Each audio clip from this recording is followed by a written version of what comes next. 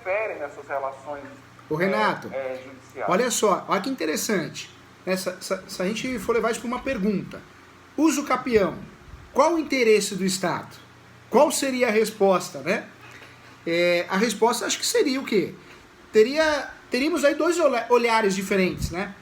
O primeiro olhar do Estado, legal, bacana, função social da propriedade, regularização de imóveis, isso de certa forma um imóvel regular, ele gera também, né, uma regularização registral, provavelmente vai virar uma regularização também, né, no âmbito municipal, estadual, federal, então tem um olhar positivo, mas é o que o Renato falou, muitas vezes tem um olhar negativo.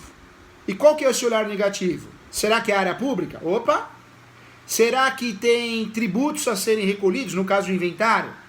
Se tem uma situação que tem direitos hereditários a serem resolvidos, é claro que o Estado, bem preparado esse procurador, talvez ele na manifestação, e nós sabemos que a nação de uso capião tem as citações dos confrontantes, lado direito, lado esquerdo, fundos.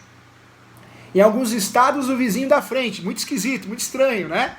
Dizem que o vizinho da frente é a citação frontal e a citação do vizinho fofoqueiro, mas tem.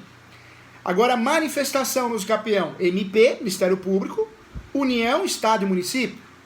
O Estado, se enxergar que dá para fazer inventário, o procurador, por questões éticas, e claro, enxergando o que o Estado tem que enxergar, protegendo o Estado, vai enxergar o quê? Opa, tem dinheiro, recolhimento, precisa encher os nossos cofres, os cofres públicos, né? Porque se eu estou falando de inventário, tem tributo. Então, olha só que situação. Então, professor, uso capião, qual que é o interesse do Estado? Uso capião é interessante para o Estado? A resposta é, depende. Se for analisar de forma geral, função social da propriedade, direito de moradia, princípios, inclusive princípios constitucionais, né, Renato? Mas se for analisar numa situação que o imóvel é público, inclusive do Estado, se for analisar numa situação que tem algum tributo para recolher, eu vou proteger o meu patrão, né? Eu sou procurador, opa, vou proteger quem me paga. E não está errado, porque a procuradoria, ela não é defensoria pública, né, Renato? Muita gente confunde, né? Acha que a procuradoria é defensoria pública. Não. A procuradoria são advogados, são assessores, igual o Renato, da autarquia estadual, que prestam serviço e olham os direitos do Estado, do município, da União. Esse profissional tem que ver o lado de quem? Do autor da ação, dos autores da ação de uso capião, ou do Estado, da União, do município? Claro, do Estado, da União, do município. Em sede de uso capião, nós temos muitas manifestações absurdas, hein? Aqui em São Paulo, eu fiz uma ação de uso capião, faço muito, muito mesmo. Fiz uma ação de uso capião, onde o Ministério Público, na sua manifestação, no seu parecer, declarou o seguinte: não concordo com o pedido. Desse jeito. O judiciário, como sempre, se manifeste sobre a manifestação do MP. Redundante, né? E aí nós justificamos. Não tem sentido a manifestação negativa do MP, pois não foi fundamentada. Não existe qualquer fundamentação. Requer o andamento do feito. A nossa estratégia aqui foi o quê? Dar uma batida e falar, vamos embora. Porque não adianta também ficar rebatendo, né? Se bem que aconteceu. Novamente, o juiz mandou ao MP para que o MP se manifestasse. O MP, novamente, mudou um pouquinho as palavras, mas mais ou menos assim. Não concordo com o pedido. E aí, novamente, nós peticionamos no sentido. Por economia e celeridade processual, requer o andamento do feito, uma vez que a manifestação não foi fundamentada. Então, acontece nas ações de uso capião uma manifestação negativa sem sentido, sem fundamentação? Sim. Por quê? Não sei. Talvez o sujeito ali quer mostrar serviço, começou agora, não entende do que é posse, domínio e propriedade. Acontece. Quando passamos num concurso público, não quer dizer que a gente é craque, né? Entende de tudo. Não, isso é uma lenda. Talvez não, vou ser sincero, até afirmo. Você pega o Renato, que trabalha todo dia com posse, todo dia com propriedade, com cessão de direitos de uso. Né? Você pega um corretor de imóveis. Vou dar um exemplo aqui, a Olga e o maridão que estão aí me assistindo, tá com a mão na cabeça aqui, eu tô vendo, hein? Né? Você pega corretor de imóveis que todo dia vive do mercado imobiliário, aquela batalha. eu vou garantir que essa pessoa entende muito mais do mercado imobiliário, das transações imobiliárias, que qualquer servidor, dependendo do cargo que ele tenha. Nós temos uma mania no Brasil de achar que alguns cargos são deuses, né? Ah, é juiz. Temos muitos professores juízes, tenho muitos amigos juízes, inclusive essa semana eu recebi aqui a nossa professora Andréia, que é juíza. Mas, gente, o juiz humilde como a Andréia, ela mesma fala, juiz não é Deus, nunca foi e nunca será. Tem problemas pessoais, né? Tem também matérias que ele não conhece, não domina. Você quer ver uma decisão ruim de direito imobiliário, mal decidida, mal fundamentada? É quando, sim, vem um juiz que talvez atua no juizado, atua em outro cartório. Acontece. Nós tivemos uma situação no escritório nosso de advocacia, o que aconteceu? Decisões de uso capião absurdas, mas nada a ver, não tem lógica. Passou longe o conhecimento da posse, passou longe, inclusive propriedade. Diante dessas decisões absurdas, eu fui despachar, conversar com o juiz para entender o que era aquilo. A gente não pode botar a culpa no assessor nem no estagiário, isso é covardia, né, gente? Ah, o estagiário é o assessor, não. Nós percebemos que tinha algum problema sério ali. E aí, batendo um papo, educadamente, claro, com muita humildade, nós percebemos que o juiz, por algum motivo, ele era da vara de falência, olha só, falência, exclusiva de falência. E ele foi atuar onde? Na vara de registros públicos, em virtude de uma oportunidade. Quando ele chegou ali, de fato, era notório, muito mal preparado. Tanto é que ele não aguentou muito tempo, deve ter contatos, conhecidos, sei lá, e foi para outro lugar. Não aguentou, acho que a pressão. E nós temos isso no Brasil. Então nós precisamos parar de achar que algumas pessoas nesse país são deuses. Não são. Todo mundo erra. Nós já tivemos vários exemplos. Já tivemos juízes que deram sim a procedência do pedido de inventário por comoriência. Um morreu de manhã, outro à tarde. Não é comoriência nem aqui nem na China. Morte por comoriência ou morte simultânea, nós sabemos muito bem que tem que ser no mesmo ato.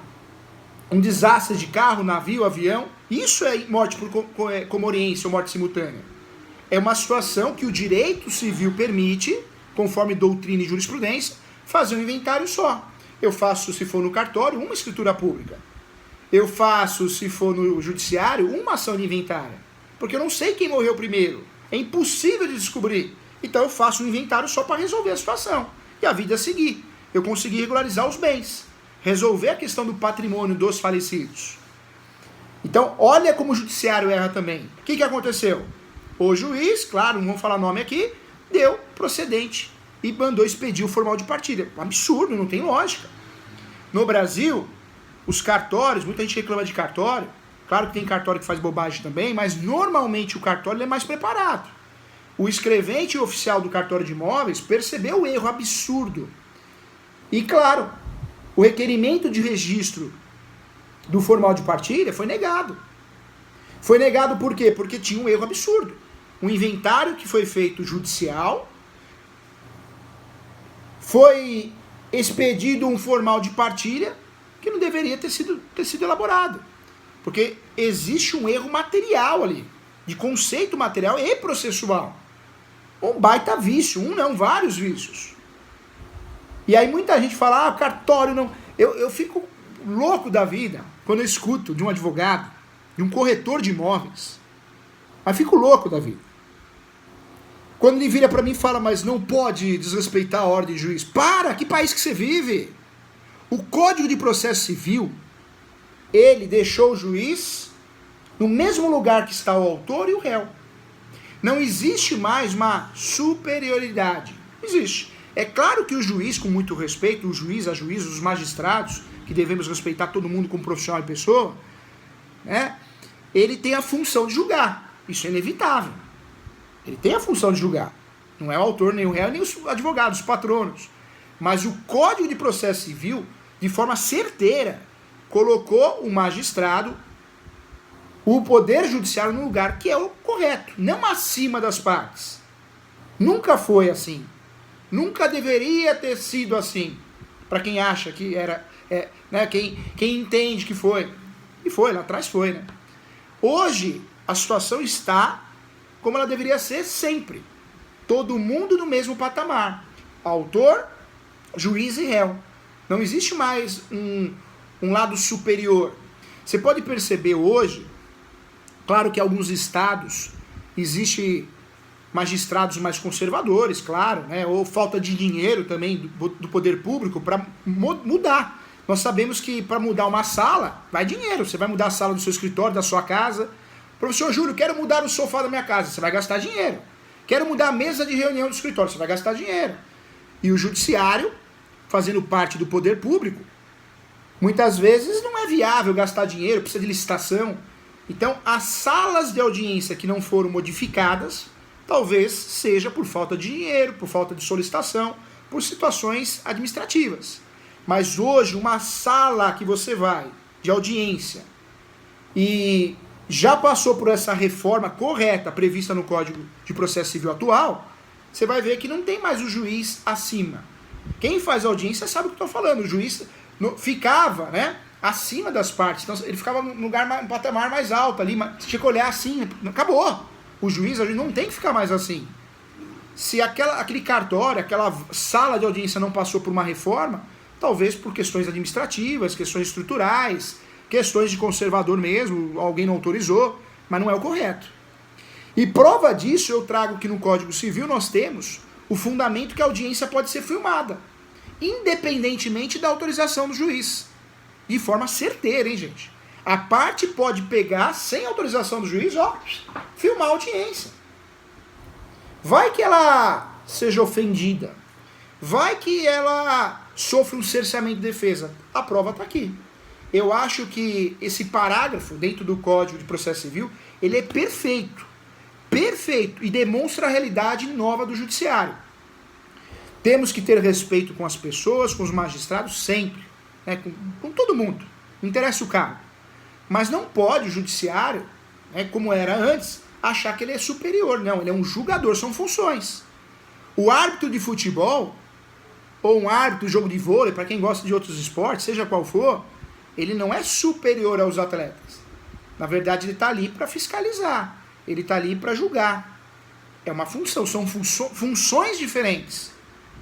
Mas ninguém é melhor que ninguém. Ninguém pode ser classificado numa situação superior. Era um erro absurdo. Claro que dependendo do município que você esteja, advogue, você vai encontrar aquela sala de audiência que o juiz está sentado, né? Existe um balcão. Parece que vai apresentar uma peça de teatro. É um absurdo, né? Ainda bem que o CPC atual, muito criticado pelo judiciário, nesse ponto acertou. O CPC atual acertou em cheio. Porque nós precisamos parar com esse negócio, é Deus, ninguém é Deus. Né? Temos que ser humildes de aprender todo dia, ser humildes de estudar, se atualizar, inclusive o judiciário. E inclusive, gente, eu falo isso até para os professores que eu tenho amizade, ninguém se ofende com isso. Não se ofende porque normalmente a energia é uma troca de energia boa. Eu procuro ter amizade com pessoas do bem. Então esses juízes que frequentam aqui o escritório normalmente concordam comigo, inclusive. Na minha opinião, o juiz tinha que bater ponto, dedão, ó, pum, dedão. Por quê? Porque, infelizmente, nós sabemos que tem magistrados que não vão no fórum. Não vão. Tem juiz que fica o dia todo gravando aula em cursinho. O dia todo. Você chega à noite para gravar aula ou para dar aula presencial e o juiz, ele tá indo embora. Ou seja, se você quer achar esse magistrado, o único lugar que você não vai achar ele no fórum. Você vai achar na casa dele, numa empresa, né, que ele tenha, seja um sócio oculto, ou em cursos preparatórios, outros projetos. E isso é um erro, né, gente? Porque cada um com a sua função. Você tem que ter amor no que você faz. Você não pode você ser magistrado e pedir para o assessor julgar. Isso não acontece no Brasil, né, gente? Acho que não, só no Paraguai, né? Que o assessor julga. Acho que aqui não. Então, aqui não, imagina, né? Nós precisamos ser respeitados. O cidadão brasileiro precisa ser respeitado, né, gente? Eu acho que o dia que o juiz, os juízes, né, no plural, forem fiscalizados, é tropa de elite, ele vai pedir para sair. Quem vai ficar? Aquele sujeito que ama o que faz. Nasceu para ser juiz, julgador. Porque esse que nasceu para ser julgador, ele julga de verdade, ele faz audiência, ele gosta. ele faz conciliação com amor. Esse sim, nós temos uma juíza aqui no Fórum do Ipiranga, em São Paulo, você precisa ver a conciliação dela. Ela serve cafezinho. Gente, vamos tomar café. Antes de qualquer coisa, tomar café. Olha que legal, olha o amor à profissão. Agora, não que a gente tem por aí, né? Vamos acreditar que é a minoria, que nem no fórum fica. Pelo contrário, ele só fica onde dá lucro. Você vai ver listas de corregedorias, tudo que tem um adicional, ele tá lá. Ele aparece. Mas a função dele não cumpre. É difícil, né, gente? É difícil. Vamos fazer uma pausa, então, de 15 minutinhos? 15 minutinhos para tomar um cafezinho, uma aguinha e nós voltamos. Mas 15 minutinhos, ó. 15 minutinhos. É um intervalinho. Júlio.